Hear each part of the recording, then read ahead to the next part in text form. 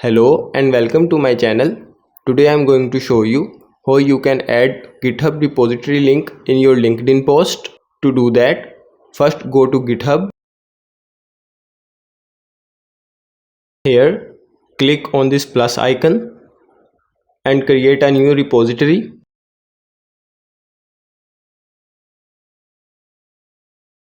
Give your repository a name. I will name it test and add your description.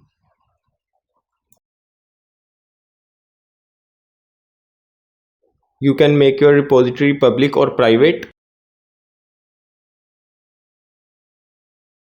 Then click on create repository.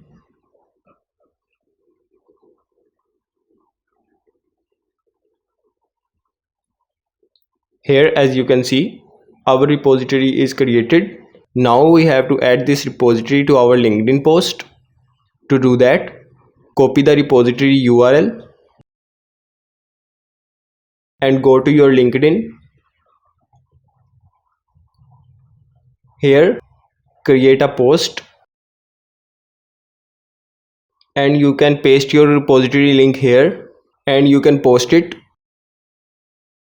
And this is how you can add GitHub repository link in your LinkedIn post.